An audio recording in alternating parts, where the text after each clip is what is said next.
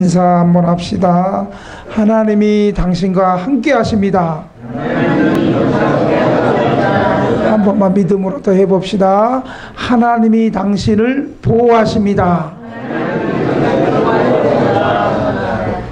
당신을 해할 자가 아무도 없습니다. 여러분 믿으십니까? 금요일날 등대 만나 예배가 마치고 기도원으로 올라갔습니다. 기도원 올라가서 기도하다가 오늘 또 주일이 돼서 어젯밤에 늦게 내려왔다가 오늘 예배가 또 마치면 이번 주 금요일까지 한 8일 정도 금식하며 기도하려고 합니다. 뭐 가장 큰 첫 번째는 아무래도 우리 교회가 이제 이전을 앞두고 있어서 교회 이전을 위한 하나님의 뜻이 무엇이고 저와 우리 성도들이 교회 이전을 위해서 어떻게 하나님의 뜻대로 준비되어야 할 것인가를 위해서 기도하고 내려오려고 합니다. 여러분들도 이미 알고 계신 분도 계시겠지만 혹시 오늘 알았다면 여러분들도 함께 교회를 위해서 또 저를 위해서 많이 기도해 주시기를 바랍니다. 제가 여러분 알다시피 저는 원래 금식 체질이 아닙니다. 한 끼만 굶어도 그냥 다리가 후들후들 떨리고 머리가 핑 돌고 그러는데 여러분들이 기도 안 하면 여러분들의 얼굴이 좀 다 통닭으로 보일 수가 있어요. 그래서 아멘은 아닌 것 같고요. 금요일까지 여러분들도 제가 하나님의 뜻을 잘 받고 내려올 수 있도록 그리고 여러분들도 이를 위해서 함께 합심하여 기도해 주시기를 바랍니다. 어떤 분들에게 제가 물어봅니다. 교회 이전이 될 것 같아요? 그랬더니 될 것 같은데요? 또 어떤 사람은 안 될 것 같은데요? 그래서 딱 물어보니까 기도할 때는 이전이 되고 기도 안 하고 가만히 있을 때는 뭔가 불안감이 오고 염려, 근심이 와서 안 될 것 같더라고 말하는 성도들도 있었습니다. 제가 교회를 개척하고 한 3년쯤 됐을 때 그때는 지하교회였죠. 지하교회 초대교회처럼 지하교회였죠. 지하에서 한 30명이 모였습니다. 30명 정도 모였을 당시에 건물주가 와서 이곳에 꽃집이 들어오니까 예배당을 좀 빼주십시오. 예배당을 비워주십시오. 그렇게 해서 한 2달 만에 교인들이랑 밤마다 모여가지고 그때 뭐 급하게 얘기를 해서 밤마다 모여서 한 달을 밤마다 기도했던 것 같아. 밤마다. 그리고 저는 개인적으로 그때부터 아마 제 목회 하는 가운데 혼자서 금식하면서 일주일씩 기도원에 기도하러 다니고 그때가 이제 하나님이 또 그렇게 저를 또 훈련시켰던 것 같아요. 그렇게 해서 한 2달 만에 한 푼도 없는 지하교회 성도들이 3배로 되는 그 다음에 요즘에 지하에서 지상으로 옮겨지는데 어떤 사람은 20년 걸리고 10년 걸리고 평생 그렇게 되는 기도하는데 하나님이 3년 만에 3배로 되는 현재 교회 75평 되는 교회로 이전시켜 주셨습니다. 위기를 당할 때 하나님 앞에서 부르짖어 기도하고 오히려 위기가 하나님을 찾고 하나님을 만나는 계기로 결단하고 나아갔더니 하나님께서 위기가 기회가 되게 하셨습니다. 그리고 고난이 축복이 되게 하셨습니다. 여러분 한번 기회가 되고 고난이 축복이 되는 삶을 살자. 할렐루야. 그리고 이제 이곳에서 이제 10년 2009년 6월에 이곳을 이전을 했어요. 그리고 한 달 동안 이 태페 노래방을 이제 교회로 리모델링 공사를 했습니다. 그리고 2009년부터 2018년 횟수로 이렇게 해보니까 10년을 이곳에서 저희들이 예배를 드리고 이곳에서 자리를 잡았습니다. 처음 지하교회 때보다는 제가 보니까 한 3배로 부흥한 것 같아요. 크기도 3배, 부흥하는 숫자도 3배. 좀 묘한 것 같아요. 하여간 그렇게 됐는데 우리가 그동안 1층 게임방을 주님 우리 게임방을 우리 교회가 1층에 여성 쉼터와 무료 50석으로 사용할 수 있도록 우리가 기도했는데 오히려 그 당시 건물주는 그렇게 하겠다 그러더니 갑자기 건물주 마음이 이렇게 바뀌어가지고 오히려 건물을 올해 계약할 때 올해 말까지 건물을 비워달라고 우리에게 요청했습니다.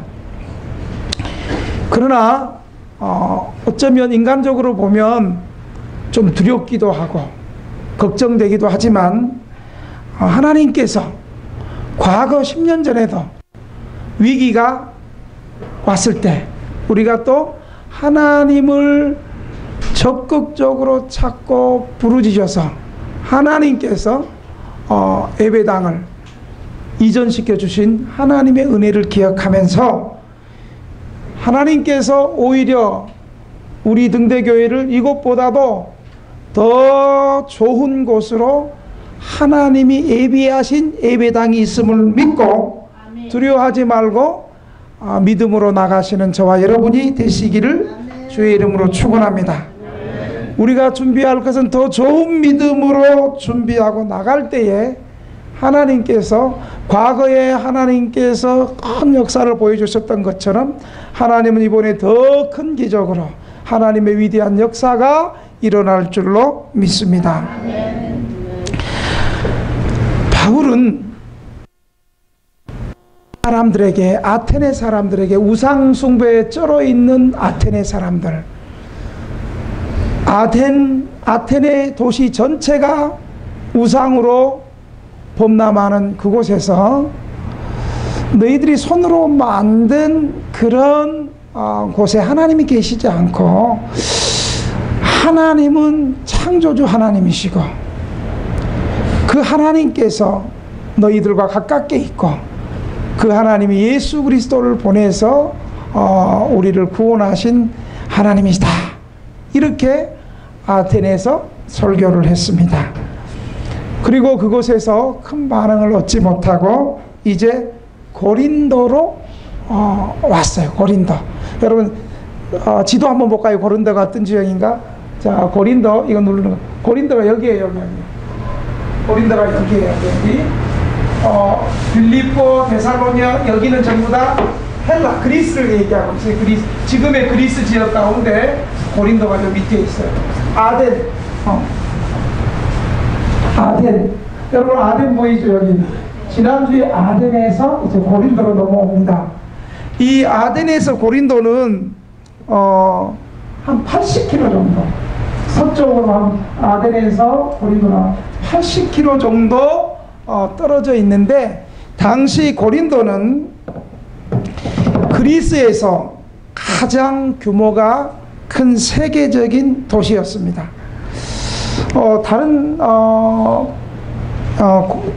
이 고린도는 두 개의 항구로 되어 있는데 이 동쪽으로 갱그리아 항구가 있고 여기가 이제 이쪽으로 보면 로마로 이탈리아로 가는 항구가 또 하나 있어요. 이렇게 고린도는 세계적인 항구 도시였습니다. 여기가 있는 메카듐이라는 항구가 있습니다. 그래서 서쪽으로 가면 이탈리아 로마로 가는 길이 있고 그 다음에 동쪽으로 가면 갱그리아로 가는 그런 곳에 고린도가 위치해 있었습니다. 이 고린도는 이처럼 이 세계적인 해양 도시였고 세계적인 무역로였습니다. 그래서 세계적인 해양 도시로서 무역을 통해서 엄청난 돈을 벌었던 나라가, 이 도시가 당시에 고린도였습니다. 여러분 어때요? 사람이 돈이 쌓이고 이렇게 부가 이렇게 모여지면 사람이 어떻게 돼요? 타락하죠. 그래서 고린도는 도덕적으로 아주 문란하고 윤리적으로, 도덕적으로, 성적으로 아주 타락하고 음란한 도시가 고린도 도시였습니다. 그래서 별명이 아주 성적으로 타락하고 음란하고 악한 창기 같은 생활을 하는 사람들을 뭐라고 얘기했느냐? 고린도 사람처럼 산다, 그렇게 얘기했어요. 고린티아 제스타이라는 헬라어 단어인데 이 고린도 도시 전체가 굉장히 음란하고 타락한, 그럴 수밖에 없는 게 고린도 지역의 아크로폴리스 언덕에 사랑의 여신인 아프로타일의 신전이 서 있고 거기에 여러 가지 많은 신전이, 그 신전에는 한 1,000명의 여사제가 있었습니다. 이들은 사실은 매춘부였어요. 이들의 종교의식은, 의식 중에 하나가 남녀가 성행위를 하는 것이 당시 고린도 도시였습니다. 그리고 이 여사제들이 신전에만 있는 것이 아니라 밤이 되면 도시로 내려와서, 고린도시로 내려와서 이런 악을 행하는 도시가 바로 고린도 도시였습니다. 그래서 고린도는 돈이 많아서 사치하고, 그리고 돈이 많으니까 술 먹고 주색잡기 하고 음란하고 악독하고 말할 수 없는 파렴치한 생활을 하고 있었습니다. 사도 바울은 고린도에서 복음을 전할 때 고린도전서 6장 9절에서 10절은 고린도 교회 사람들이 이런 사람이었다는 거예요. 이런 사람들이 회개하고 예수님 앞에 나왔다고 말해주고 있어요. 여러분 같이 한번 읽어볼까요? 시작. 불의한 자가 하나님의 나라를 유혹으로 받지 못할지를 알지 못하느냐. 미혹을 받지 마라. 음행하는 자나 우상 숭배하는 자나 간음하는 자나 탐색하는 자나 남색하는 자나 욕을 부리는 자나 술 취하는 자나 모욕하는 자나 속여 빼앗는 자들은 하나님의 나라를 유혹으로 받지 못하리라. 고린도 교회의 사람들, 특별히 음행하는 자, 우상 숭배하는 자, 간음하는 자, 남색하는 자. 여러분 남색이 뭐예요? 지금 동성연애를 말하고 있는, 2000년 전에도 이런 악이 바로 고린도시에, 고린도 항구에는, 고린도 도시에는 헬라의 세계적인 해양도시요 무역로인 이 고린도에서 이런 악이 자행되었습니다. 사도 바울이 바로 이곳에 가서 복음을 전하게 됐습니다. 이 타락하고 음란하고 악한 곳에 하나님은 그의 그런 악을 이길 수 있는 걸출한 위대한 사도 바울을 그곳에 복음을 전하는 선교사로 보냈다는 사실을 여러분 믿으시기 바랍니다. 이곳에서 하나님께서 힘든 도시, 복음 전하기 어려운 도시, 태폐와 향락과 주색잡기와 우상숭배와 악이 가득한 이곳에 하나님께서 바울과 함께 하시는 것을 오늘 본문은 볼 수 있습니다. 어떻게 함께 하셨나? 첫째, 하나님께서는 한번 따라합시다. 좋은 만남을 허락하셨다. 좋은 만남을 허락하셨다. 우리 옆 사람 생에는 좋은 만남이 있습니다. 시작. 좋은 만남이 있습니다. 할렐루야. 아멘. 여러분 2절 한번 볼까요? 2절 2절 시작. 아굴라라 하는 본도에서 난 유대인 한 사람을 만나니 글라우디오가 모든 유대인을 명하여 로마에서 떠나라 한 거로 그가 그 안에 브리스길라와 함께 이탈리아로부터 새로 온지라. 바울이 그들에게 가매. 자, 하나님께서 누구를 만나게 했냐면 브리스길라와 아굴라 부부를 만나게 하셨어요. 어떻게 만나게 했냐면 이 사람들은 원래 로마에 있었는데, 이탈리아가 로마거든요.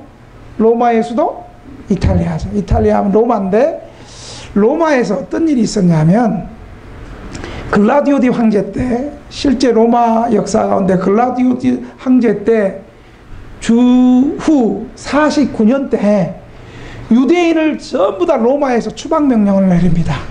왜 그러냐면 유대인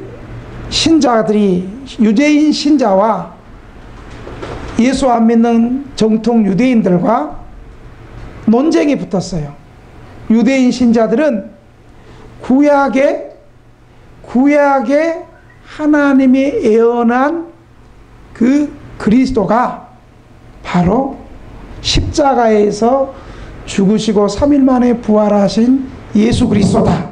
그분이 구약에서 하나님이 예언하신 메시아 구원자가 바로 예수 그리스도니까 그분을 믿어야 된다. 그런데 이 믿음 없는 것들은 성경을 깊이 보지 않고 지가 믿고 싶은 것만 믿고 마음이 악한 것들은 그 말을 받아들이지 못한 거예요.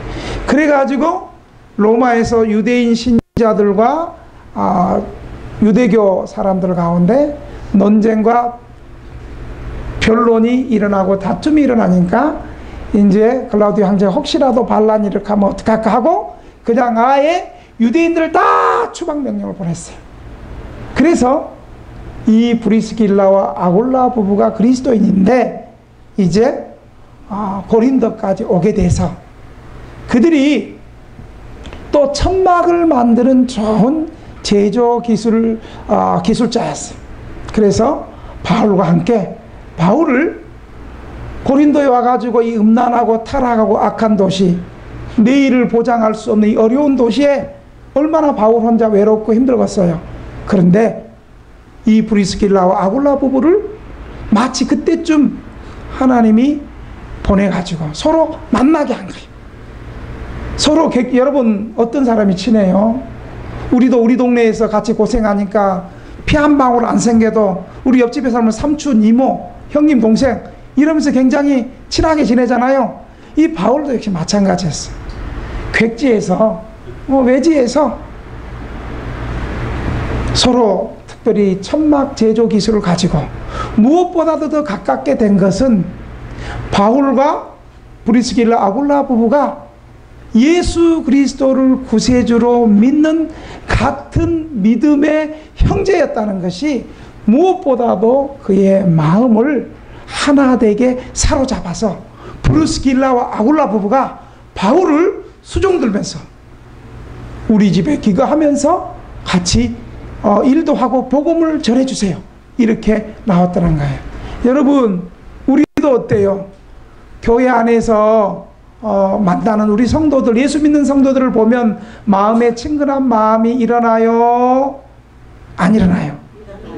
자, 한번 서로 얼굴을 보면 인사 한번 합시다. 당신의 얼굴을 보니 입니다. 근데 저 한 두 사람은 좀 별거 아닌 것 같아. 당신의 얼굴을 보니 썩은 동태 눈깔을 보는 것 같습니다. 뭐 이런 것 같아요. 예, 우리 그리스도인들에게는 이것이 있어야 돼. 그래서 바울에게 하나님께서 믿음의 그리고 같은 업종에 있는 천막 제조 기술을 할 수 있는 믿음의 형제, 믿음의 가족 브리스길라와 아굴라 부부를 주님께서 만나게 하셨다는 거예요. 여러분 바울은 복음 전하러 가는 곳곳마다 유대인들의 시기와 또 이방인들의 박해를 받았지만은 하나님께서 바울을 그렇게 해두지 않고 바울에게 수많은 바울을 돕는 후원자, 협력자, 좋은 믿음의 사람들을 붙여놨다는 거예요. 여러분 바울이 오늘 지금 현재 고린도까지는 사도 바울이 제2차 선교여행을 하고 있잖아요. 바울이 제2차 전도여행을 떠날 때 루스드라에서 바울이 첫 번째 동역자를 만나잖아요. 디모데라 하는 젊은 믿음 좋은 청년을 만나는데 결국 이때 바울과 디모데의 관계는 어때요? 평생 혈육보다 더 진한 영적인 부모와 자녀 간의 영적인 스승과 제자의 사이가 루스드라에서 형성되는 거예요. 바울은 루스드라에 복음 전하러 가면 내 아는 사람 하나도 없고 나를 도울 자 없겠지 이렇게 생각했는데 거기에서도 하나님께서 좋은 청년 디모데를 만나게 해주신 거예요. 그뿐입니까? 루스드라에 돌아서 빌립보로 가는데 빌립보에 가서 빌립보 성에 들어가는데 마케도니아 첫 성인 빌립보에 들어갔는데 거기는 어때요? 거기에 가보니까 회당도 없어가지고 안식일날 주일날 회당이 없어서 바울이 주일날 강가 예배 드리러 갔어요. 강가 예배 드리러 가서 예배 처소가 없으니 거기서 기도했어요. 기도하러 나갔는데 거기 여자들 가운데 여자들 기도하는 또 여자들을 또 하나님 예배하게 하신 거예요. 그래서 그 여자들에게 전했어요.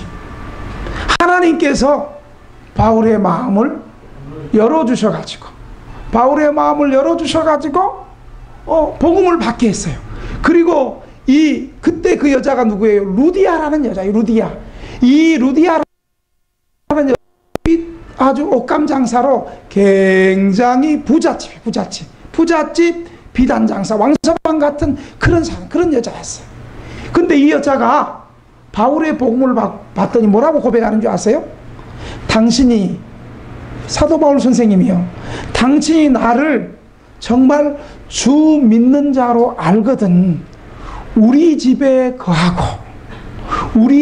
거하면서 복음을 전하고 가족들에게 복음을 전해주세요. 그래서 루디아라는 한 여자가 바울을 통해서 예수 믿고 그 부잣집이 빌립보 교회가 되었어요. 아멘을 안 하네요.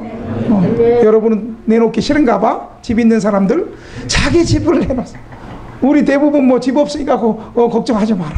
자기 집을 교회로 내놓고 말이죠. 사도 바울을 그곳에서 먹고 마시며 복음 전하게 하시고 그리고 자기 자녀들 모두 세례받겠어요. 바울은 복음 전하러 갈 때 사도 바울이 하나님께서 이렇게 좋은 동역자, 좋은 후원자 이런 거 만날 줄 생각했겠습니까? 바울은 생각 못했지만 하나님이 복음을 증거하며 하나님의 뜻대로 살아가며 하나님의 말씀 따라 살아가며 하나님 편에 속하기를 원하는 사람에게는 우리는 모르지만 하나님께서 수많은 좋은 만남의 축복을 준비하고 계신다는 사실을 믿으시기 바랍니다.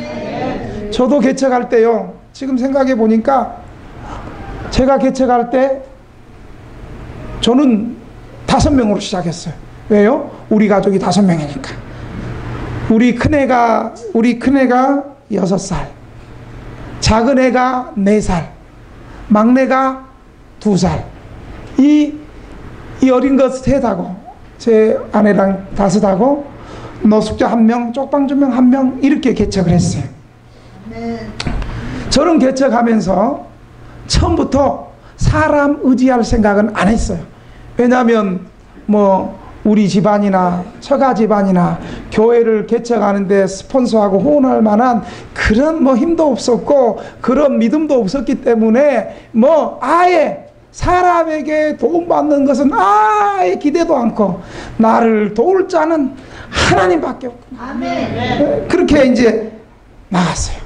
그런데 하나님께서 개척하는 가운데 여러분 같은 좋은 성도들을 만나게 하셨고 아멘. 진짜요. 좋은 성도님들을 만나게 하셨고 아멘. 그리고 또 목회하면서 무명의 좋은 후원자들도 만나게 하셨고 또 이렇게 우리 사역을 함께하는 좋은 전도사님들 같은 좋은 교육자들을 동역자들을 하나님께서 만나게 해주셨다는 거예요. 그리고 하나님께서 앞으로도 더 좋고 더 많은 사람들을 예비해 놓고 계신다고 저는 믿습니다. 여러분, 이것은 사도 바울과 저만의 얘기가 아니고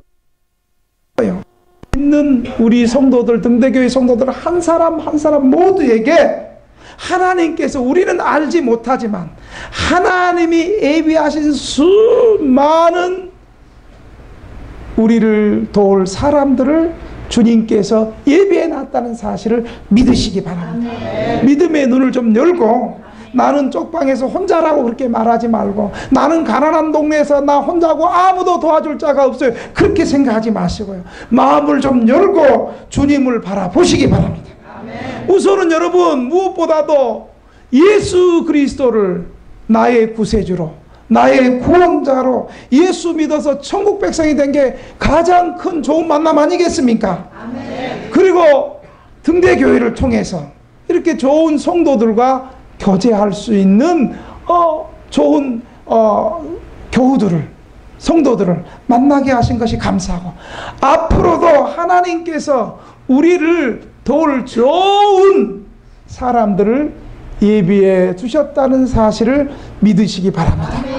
우리의 마음을 좀 더 열고 주님을 바라보면, 그리고 믿음으로 살아간다면 하나님께서는 여러분이 생각하는 것보다도 더 많은, 더 좋은 후원자들, 믿음의 사람들을 예비해 놓고 계시다는 걸 믿고 여러분 믿음으로 살아가시기를 바랍니다. 아멘. 하나님이 이렇게 바울에게 이런 좋은 만남의 축복을 허락해 주셨다는 사실을 여러분 믿으시기 바랍니다. 아멘. 두 번째로, 바울은 하나님의 말씀에 붙잡혀서 예수는 그리스도라고 복음을 전했습니다. 여러분 5절 한번 볼까요? 우리 본문 5절, 같이 본문 5절 한번 읽겠습니다. 시작. 신라와 디모데가 마케도니아로부터 내려오매 바울이 하나님의 말씀에 붙잡혀 유대인들에게 예수는 그리스도라 밝히 증언하니.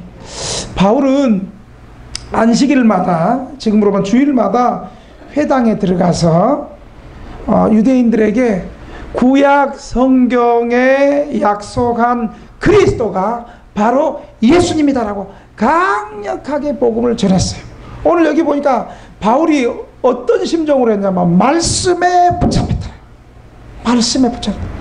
아마 이것은 에레미야의 심정일 거예요. 에레미야는 에레미야 20장 9절에서 이렇게 말하고 있어요. 에레미야 20장 9절 한번 봅시다.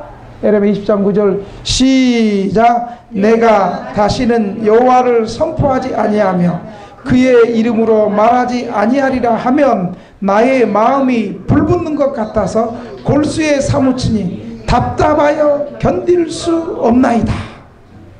사도 바울은 하나님을 선포하지 아니하면, 하나님의 이름을 말하지 아니하면 내 마음에 불붙는 것 같죠. 내 뼈가 골수에 사무쳐서 이 복음을 전하지 않으면 견딜 수 없는 강한 감동과 확신과 능력과 소망을 가지고 에레미야는 그 시대 사람들에게 복음을 전했던 거예요. 또 에레미야 23장 9절에 또 이렇게 말하고 있어요. 에레미야 23장 시작. 선지자들에 대한 말씀이라. 내 마음이 상하여 내 모든 뼈가 떨리며 내가 취한 사람 같으며 포도주에 잡힌 사람 같으니 이는 말씀 때문이라. 하나님의 말씀에 취해가지고 말이죠. 예수를 믿으려면 좀 확실하게 믿어야 돼. 우리 한번 따라합시다. 확실하게 예수에 미칩시다. 여러분 어설프게 미치면 어떻게 되는 줄 아세요? 어설프게 미치면 여러분 저희 어머님이 부산에서 시장에서 장사를 했어요. 식당을 하는데 식당이 좀 잘 돼서 통닭도 했어요. 통닭. 여러분 종업원도 없는데 통닭 잡으면 종업원이 있어요. 누가 잡아요? 저희 어머니가 잡아요. 나는 그때 처음 우리 어머니가 닭을 그렇게 잘 잡는 줄. 닭을요 여러분 어떻게 잡는 줄 아세요? 닭을 어떻게 잡는 줄 아세요? 뜨거운 물을 닭을 잡을 때 매가지를 탁 틀어가지고 그 다음에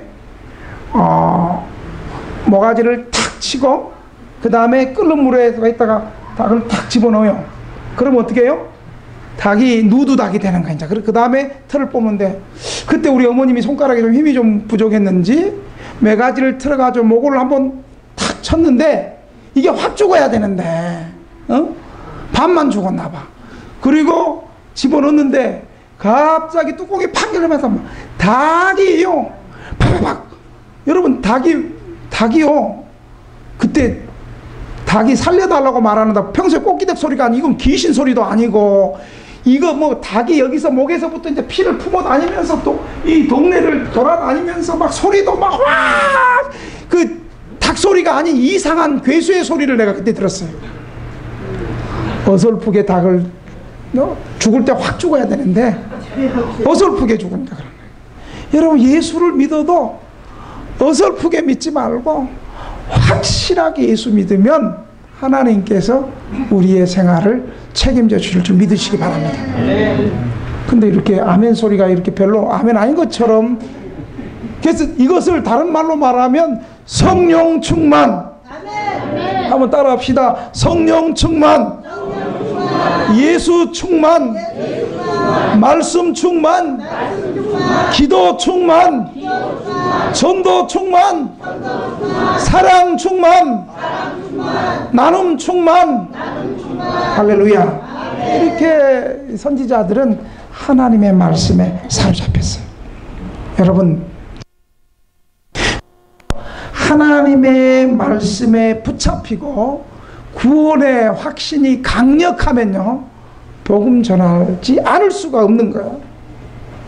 여러분, 기적은 언제 일어난 줄 아세요? 기적은 하나님 말씀에 붙잡혀서 전도할 때 기적이 일어나는 거예요. 아멘. 더운데 에어컨 좀 틀어주세요. 더운가 봐. 하나님 말씀에 붙잡혀서 전도할 때 기적이 일어나는 거예요. 여러분, 제가 목회하면서 언제 처음 기적을 경험했는지 아세요? 제가 13년 전에 여기서 개척해서 목회하면서 언제 기적이 일어난 줄 아세요? 전도하면서 기적이 일어났어요. 아멘. 전도하면서. 우리 쪽방에, 우리 소망구역 쪽방에 1층에 사는 사람이 여기에 소변줄을 차고 있는 거야. 소변줄을 차고 있으면서 나보러 하는 소리가, 아이고 뭡니까? 병원에서 자기 쪽방에 산다고 병원에서 자기 안 받아준다는 거예요. 그래서 내가 그때 이제, 여러분 지금도 제가 그런 거 보면 못 찾는 사람인데, 그때가 이제 40대 초반 41 뭐 이럴 때인데, 그 소리 들으니까 제가 그냥 뚜껑이 열리죠. 아니, 쪽방 주민이고 가난한 어려운 사람이면 더 의사가 불쌍하며 진료를 잘해줘야지, 쪽방 주민이라고 진료를 거부하는 게 되겠냐고, 가자고. 그래서 내가 딱 갔어요. 가서 진료표 딱 뽑아가지고 거기 의사한테 얘기했죠. 나는 창신동에서 목회하는 등대교회 목사고, 그리고 또 제가 사회복지사 자격이 있죠. 내가 사회복지사라고. 그런데 선생님이 이 환자 쪽방에 산다고 진료 거부했습니까? 내가 물어봤어요. 그랬더니 옆에 있더니 김용대 씨는 좀 나가보세요. 목사님이시냐고. 근데 이분이 너무 놀래지도 않고 좀 쫄지 안 쫄어. 나만 흥분해 있고 너무 담담한 거예요. 이런 사람이 이기는 거예요. 먼저 흥분한 사람은 제가 경험해 가면 나는 흥분해가지고. 그러더니 목사님이시냐고. 그렇다고. 그러더니 나를 아무 소리도 안 해. 목사님 잠깐 앞에 보시죠. 여러분, 앞에 보면 병원 가면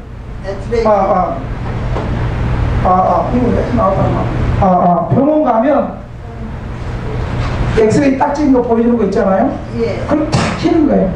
그러더니 엑스레이 보니까 이쪽에 목사님, 이쪽에 텐수공만한 거 있죠. 그 췌장인데, 그 아무개시 그 사람은 췌장암입니다. 그래서 그 사람은 병원에서 더 이상 해줄 게 없습니다. 치료해 줄 게 없습니다. 그러는 거예요. 아니, 그러면 몇 개월이나 삽니까? 그랬더니 아마 한 6개월 정도, 의학적으로 6개월 정도 생각한다는 거예요. 그런데 그건 통계학적으로 그렇다는 거지. 6개월 전에 3개월 만에 죽을 수도 있고 또 6개월 조금 넘을 수도 있는데 통상 6개월로 봅니다. 그럼 어떻게 해야 됩니까? 이분 가족도 없고 뭐 인척도 없어서 사실은 목사님 같은 분이 좀 오시기를 바랬다고. 그러면서 목사님, 이분은 현대의학으로 도저히 살 가망이 없으니까 그냥 용기를 주시고 먹고 싶은 거 먹게 하고 가고 싶은 거 가게 하라. 의사 선생님이 먹고 싶은 거 먹게 하고 가고 싶은 거 가게 하라. 그러면 이제 죽는 거예요. 그 소리를 듣고 나니까 불쌍한 생각이 나요. 그래가지고 그 사람에게 매일 찾아갔어요. 찾아가서 예수 그리스도의 십자가의 복음을 전했어요. 아멘. 예수님은 대속주로서 아멘. 우리 죄 때문에 대신 십자가에서 죽으시고 그 십자가에 죽으시면서 당신이 그 예수님 믿기만 하면 당신의 죄 용서받는다. 그리고 예수님 3일 만에 부활하셔서 우리를 천국 백성으로 삼아주셨다. 이 예수님을 영접하겠느냐? 그래서 이분을 예수 영접시키고 날마다 가서 하나님 나라, 사람이 죽는 것이야 언제든지 한번 죽는데 예수 안 믿는 사람은 죽음 때문에 두려워하지만 우리 예수 믿는 사람들은 성경에 보니까 이 죽음이라는 것이 자연스러운 게 아니단 말이지. 교통사고 나서 죽고 암병 걸려서 죽는 것이 아니라 나이가 많아서 죽는 것이 아니라 죽음은 죄로 말미암아 온 것인데 그 죄의 문제를 해결하시기 위해서 오신 분이 예수님, 우리 죄 용서 받고 하나님의 백성이 된다. 그렇게 설교하고 천국에 대해서 설교를 말씀을 많이 매일 하루에 한 번씩 가서 복음을 전도했어요. 그때 심정이 아마 에레미야 같은 심정입니다. 내 가족도 아니고 뭐 나하고 뭐 아무런 관계도 없지만 이분에게 이 복음을 전하지 않으면 안 될 것 같은 그런 애절함이 막 일어났어요. 매일 찾아갔어요. 그리고 교회 나오겠다 그러면서 교회는 안 나와요. 그리고 거의 한 달 정도 갔는데 이렇게 이제 주일날이 됐어. 주일날이 됐어. 그 사람은 교회 나오겠다 그러면서 교회도 안 나오는데 주일날 이렇게 예배를 드리는데 이제 오늘 대표 기도를 누가 했어요? 우리 사모님이 대표 기도를 했는데 그날 통성으로 여러분 췌장암 말기 이 암흑의 씨를 위해서 교회는 안 나고 있지만 제가 늘 찾아가서 전도하고 있는데 이분을 위해서 통성 기도를 15분 했어요. 여러분 제가 또 설교 얼마나 길게 해요. 요즘 어떻게 하면 좀 짧게 할까? 짧게 할까 노력을 많이 하는데 얼마나 길게 해. 벌써 또 12시가 됐는데 아직 2대지가 남았는데도 지금 12시요. 여러분이 기도를 좀 많이 해. 그래야지 기도원에서 은혜 받고 내가 좀 더 설교가 짧아질 거 아니에요. 그래가지고 기도를 15분을 통성을 했어요. 그래 얼마나 늦게 끝났겠어. 그리고요 그 다음날 병원에 갔어요. 병원에 딱 가서 엑스레이를 찍고 이제 저는 엑스레이 찍었을 때 얼마나 초조한 심정으로 있었겠어요. 기도했는데 하나님께서 이거 그런데 의사가 뭐라는 줄 아세요? 엑스레이를 딱 보여주고 엑스레이를 딱 보이는데 의사는 처음에는 아무 기대 없이 엑스레이를 딱 보더니 의사 입으로 기적이 일어났네. 저 췌장암이 테이스만 크게 좁쌀맞게 적게 됐습니다. 하나님이 기도하니까 성령의 권능으로 테니스공만한 췌장 암덩어리를 좁쌀로 녹여버렸어요. 할렐루야. 내가 지금 이 설교를 하는 것은 여기 앉아있는 사람 신방 가서 지금 여러 가지 질병으로 고민하고 있어요. 들으라고 했는데 어떻게 딱 알고 도망가 버렸네. 하여간 그렇게 해가지고 좁쌀만하게 긁어졌으니까 이거 살짝 적어졌으니까 긁어내서 수술할 수 있다는 거예요. 테니스공만에 커서는 수술이 안 됐는데 이제는 그렇게 큰 게 좁쌀만에 적어졌으니까 내가 그랬죠. 당연하지. 우리 교회가 얼마나 기도했는데 내가 의사 앞에서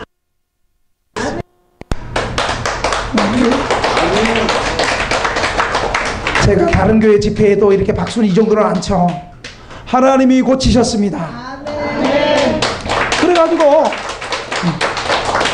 그래가지고 그분이 긁어내고 살았어요. 아멘. 그러면 감사하면 우리 교회 나와야겠어요? 큰 교회로 가야 되겠어요? 근데 우리 교회 안 가고 큰 교회로 갑시다. 하여간 뭐 큰 교회 가든 작은 교회든 어느 교회 가든 그분이 예수 믿고 살았다는 할렐루야. 아멘. 여러분 이렇게 하나님은 살아계셔서 하나님이 기적이 죽었다고요? 하나님이 암병 못 고친다고요? 지금도 기적이 안 일어난다고요? 지금도 하나님 권능이 없다고요? 누가 그렇게 얘기해요? 지금도 하나님 살아계셔서 하나님의 말씀에 사로잡혀서 주님의 뜻대로 살아가는 사람들에게는 암병도 고치고 기적도 일으키고 교회 이전도 하시고 하나님이 수많은 일들을 일으킨다는 사실을 여러분 믿으시기 바랍니다. 그런데 이 유대인들은 오히려 이 바울의 복음을 대적하고 비방했습니다. 바울 역시 너희 유대인들이 끝까지 복음을 거부하니 나는 최선을 다했다. 이제 나는 이방인에게 복음을. 이제 바울은 세 번째로 회당에서 본고지를 옮겨서 회당 근처에 있는 유스도라는 집에 가서 복음을 전했습니다. 여러분 7절 한번 봅시다. 7절 시작. 거기서 옮겨 하나님을 경외하니 이도 유스도라 하는 사람의 집에 들어가니 그 집은 회당 옆이라. 유스도는 이방인이었지만 고넬로처럼 하나님을 경외하고 하나님을 예배하는 사람이었습니다. 유스도는 유대인들이 바울이 전하는 복음을 거부하고 반대하니까 사도 바울에게 가서 자기의 집을 개방해서 자기 집에서 얼마든지 복음을 전할 수 있도록 환영했습니다. 바울은 회당에서 멀리 가지 않고 그 옆집으로 옮긴 이유는, 회당 근처로 옮긴 이유는 아마도 유대인들이 지금은 복음을 반대하고 배척하지만 틀림없이 저들 속에 하나님이 택한 구원받을 백성들이 있을 줄을 믿고 그는 가까운 곳으로 갔던 것입니다.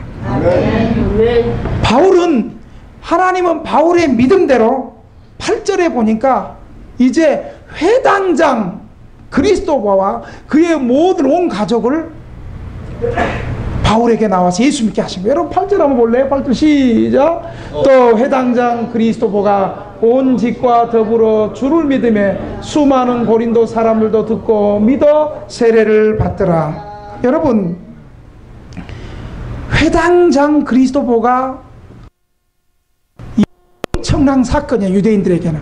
왜냐하면 회당장은 최소한 회당장 정도 되면 구약의 율법에 대해서, 구약 성경과 율법에 대해서 깊이 있고 잘 아는 사람이고 또 신앙이 있는 사람인데, 회당장이 바울의 복음을 듣고 정말 들어보니까 자기가 알고 있는 성경 말씀을 또 바울의 복음을 듣고 생각하고 묵상하고 성경을 연구해 보니까 정말 구약 성경에서 예언한 메시아가 얘기했던 십자가에서 죽으시고 부활하신 예수 그리스도이심을 회당장 그리스도보가 믿고, 유대교에서 개종해야 돼.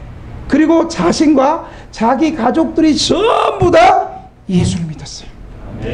이것은 유대인들에게는 엄청난 사건이에요. 적은 일이 아니에요. 큰 사건. 저명한 인사가 예수를 믿었다는 거, 그 사회에 영향력이 있고 그 사회에 높은 사람이 예수를 믿었다는 것은 현재 유대인들이 자기가 반대하는 예수 그리스도를 반대하는 것이 잘못됐다는 것을 스스로 증명해 주는 것이었어요.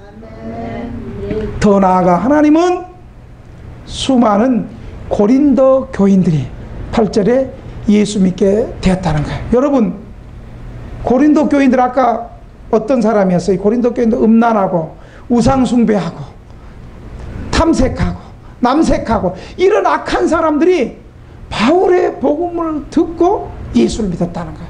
여러분, 그래서 주일날 예배 시간에 나오는 게 굉장히 중요해요. 한번 따라합시다. 믿음은 들음에서 나고 들음은 그리스도의 말씀으로 말미암는다. 여러분, 혼자서 예수 믿을 수 있어요. 그러나 혼자서 예수 믿으면 신앙이 자라지도 못하고 언제 원수마귀가 확 채갈 줄 몰라. 하나님의 말씀을 들을 때 성령께서 믿음을 불러일으키시고 사도 바울이 설교할 때 사도 바울의 말씀에 권능을 주어서 그 음란하고 타락하고 악한 사람들이 예수 믿고 수많은 사람들이 고린도 교회에서 사도 바울이 1년 6개월 동안이나 이 수많은 사람들이 예수님 앞에 돌아오는데 쓰임받았다는 사실을 믿으시기 바랍니다.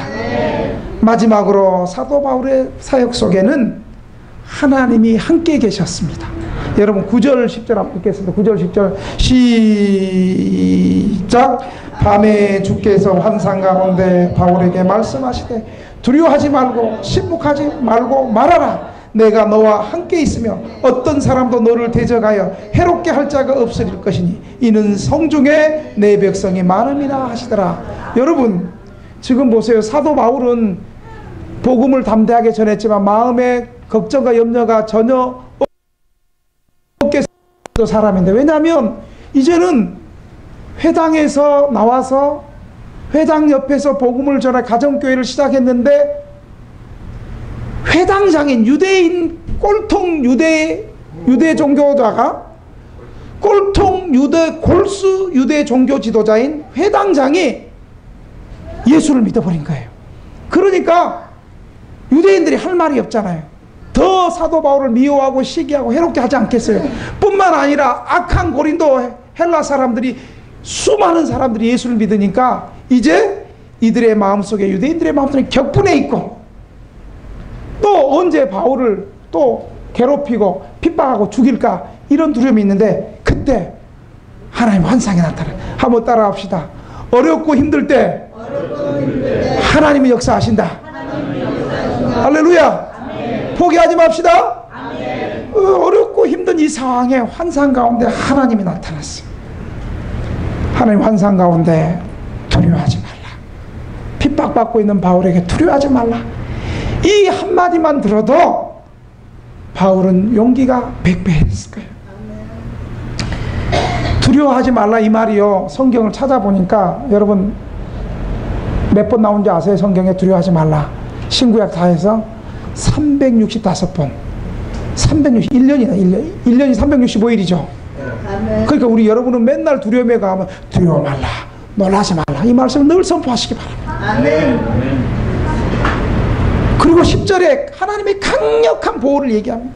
내가 두려워하지 말 뿐 아니라 내가 너와 함께 있고 어떤 사람도 너를 대적하여 해할 자가 없다. 할렐루야. 아멘.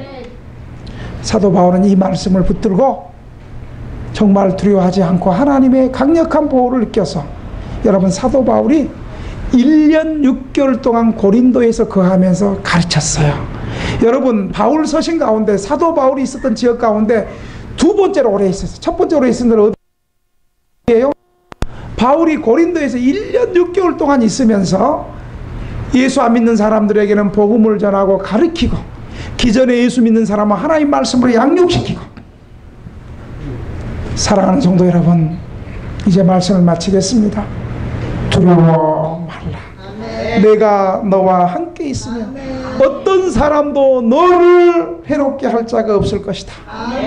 여러분 이 말씀은 2000년 전에 사도 바울에게 하셨던 말씀만이 아니라 오늘 저와 여러분에게, 지금 등대교회 예배에 참석하고 있는 저와 여러분들에게도 동일하게 말씀하십니다. 두려워하지 말라. 내가 너와 함께 있으며 어떤 사람도 너를 해롭게 할 자가 없을 것이다. 사랑하시는 등대교회 성도 여러분, 오늘 교회에 오실 때 어떤 두려움 속에, 어떤 근심 걱정 가운데 여러분 있습니까? 질병의 두려움 때문에 걱정하십니까? 어떻게 인생을 살아야 될지 몰라서 방황하십니까? 경제적인 어려움 때문에 낙심하십니까? 이 모든 두려움을 우리 예수님 앞에 다 내놓으시길 바랍니다. 아멘. 질병 가운데 있는 사람들이 있습니까? 너희 중에 병든 자가 있느냐? 그는 교회 장로들을 청할 것이요 그는 주의 이름으로 기름을 바르며 그들을 위하여 기도할지니라. 믿음의 기도는 병든 자를 구원하시니 주께서 그를 일으키시라. 혹시 죄를 범하였을지라도 사하심을 받으리라고 야고보서 5장 14절 15절은 얘기해요. 병든 사람이 우울증 있어요? 불면증 있어요? 허리 디스크 있어요? 간질이 있어요? 머리끝에서 발끝까지 어떠한 질병들이 있습니까? 통증이 있습니까? 두려워하지 마시고 하나님 앞에 기도하시기 바랍니다. 어떻게 인생을 살아야 될지 인생이 재미없습니까? 내가 길이요 진리요 생명 되신 주님 앞에 나오시고 경제적인 어려움 때문에 여러분 힘듭니까?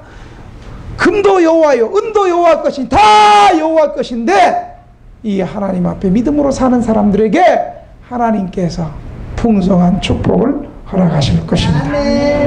이 두려움과 걱정을 우리 주님 앞에 나와서 하나님을 찬송하는 저와 여러분이 되시기를 주의 이름으로 축원합니다. 우리 이 시간 말씀을 생각하면서 한 3분만 한번 기도합시다. 3분 동안 피아노 반주에 3분 동안 여러분 기도하는데 여러분 어떻게 기도하냐면 하나님께서 저에게 좋은 만남을 주셨습니다.